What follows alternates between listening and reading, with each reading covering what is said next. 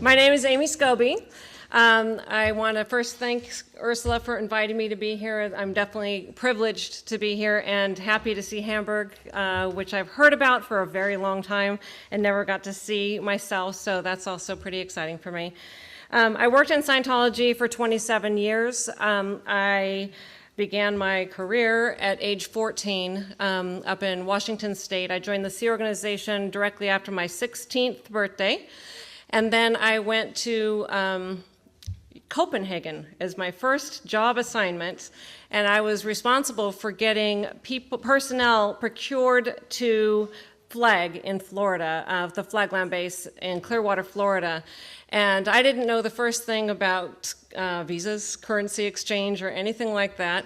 But that was my first assignment at age 16. I was allowed to travel all over the country by myself. No school. My mom was promised when I joined the Sea Organization that I would continue schooling. I never saw one day of school after I joined the Sea Organization. So I never even went to high school. I have no high school diploma. I have no prior job history. This is how I started in Scientology, very young. I wanted to join Scientology because it was promoted as a good way to help. My mom was in Scientology. She was happy. She appeared to be happy. And so I wanted to be part of a crusade to help people. I didn't have any other purpose in life. I was just, attending junior high school and goofing around. So that's what I did. I started on that crusade and I joined the Sea Organization. In the first year, I was assigned to the RPF. I went to the Rehabilitation Project Force 4 times in my career. I've been on the RPF several times.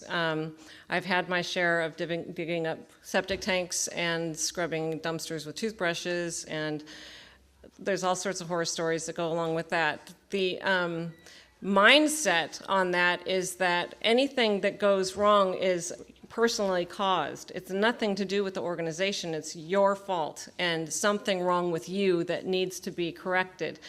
And so you don't question the organization when they're attempting to handle you. You want to be better. You want to improve yourself. You want to use the technology that you think is so wonderful to become a better person yourself. So you will go through whatever hardships you need to hopefully come out a better person, which doesn't always necessarily occur that way. I went to the international base in 1983, and I stayed there until 2003. So I was there for 2 decades, and that's in Hemet, California. The international base is where international management of Scientology takes place. I was in the executive council of CMO International on various positions, and then I was also in the Watchdog Committee. The Watchdog Committee is responsible for various sectors of Scientology, such as the Applied Scholastics, Narconon Criminon, the Way to Happiness, ABLE sector, Association for Better Living and Education. That sector, there's a sector for the Sea Service organizations. That's a sector. Scientology churches like Hamburg, that's a sector. Celebrity centers is a sector, and so on. OSA is a sector. So there's various WDC members, Watchdog Committee members, that are responsible for all the sectors that make up Scientology. And anything that goes wrong within a sector is your responsibility, and you need to see that it's corrected so that Scientology expands internationally on all sectors, on all fronts. I was responsible for several of those sectors, sometimes several of them at a time.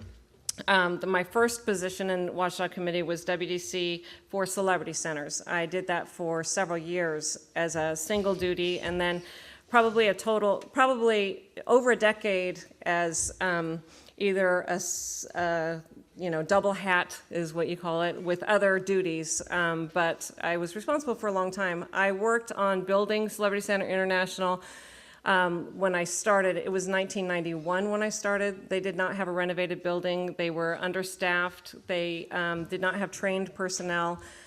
Celebrities couldn't go there and be secure. So I worked on putting it there, and I executed probably about 40 projects in order to do so, to make it into what it is now, and make it so that celebrities could go in and receive, proper service And the Celebrity Center purpose is to make celebrities into walking success stories of Scientology, because they come in, they get basic wins, technology that they can use to make their careers more successful, such as communication skills or whatever. And because they are successful and use that in their lives and in their careers, they then want to promote Scientology. That is A+ for Scientology, because that will create a big impact internationally, and people can come in as a result of that. A lot more people than if any Joe Blow is just talking to a single person on the street. They can have a lot of influence. You hear Tom Cruise is a Scientologist, and he says it's okay, and he endorses it, and says that he overcame his dyslexia, or whatever you say it, and reading problems. And so therefore, other people are interested and want to find out about it.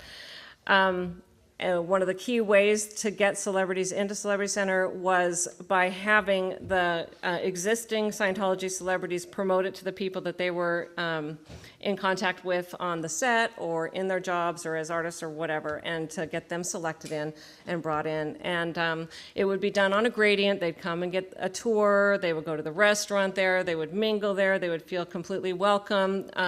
Celebrity Center International was specifically set up with security so that you could come into the specific driveway, and that's all gated and guarded by security.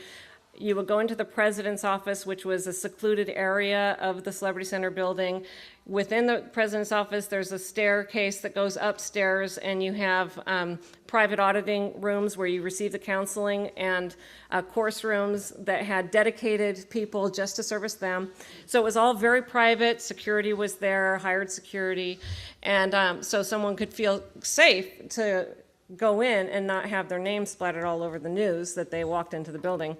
So that was a key strategy while building Celebrity Center and training the personnel so that they delivered perfect service, so that it was flawless, so that we would get more celebrities into Scientology, to promote Scientology more, make it more acceptable in the world, and expand as a result. I also held other sectors, which include the ABLE sector, Association for Better Living and Education, and the strategy on that was to become larger than Scientology itself, because it covers the subjects of education and drug reform and handling criminality in the world and raising moral standards. So that was an interesting responsibility, and it was very uncodified at all, and one of the first things was to get materials compiled and codified so that those subjects could then be exported internationally as well. That's just a little bit of an idea of the concept of Watchdog Committee and being there. There's approximately 12 WDC members. We had WDC meetings all the time. Miscavige was there frequently. For the 18 years that he was at the base while I was there, I witnessed a lot. I mean, he came to so many meetings, just countless meetings. He was just involved with everything. But I witnessed physical assaults, assault and battery on my fellow staff members that I worked with. I've reported a lot of this in like the St. Petersburg Times articles that came out last June. And I decided to speak out, and I'll tell you why in just a second, but I reported it there. I've also spoken to ABC Nightline and aired it there. I also told the authorities. I also spoke to CNN, and they're going to be having a one-week special on Scientology violence, and that's starting Monday, the 29th, all week, which is wonderful. And then I also spoke to the BBC, and they're going to have a one-hour special. And I am now speaking in Hamburg, and I will continue to speak out because the information needs to be made known. I also, just lest I forget, wrote a book called Scientology Abuse at the Top. And this covers, thank you, this covers, the top of Scientology is the Sea Organization. So it covers from age 16 on, and all of the RPFs, and the physical violence, the mental abuse that goes on, because it's not just he punched somebody. It's not just David Miscavige. It's actually the organization is nuts. and it really is abusive.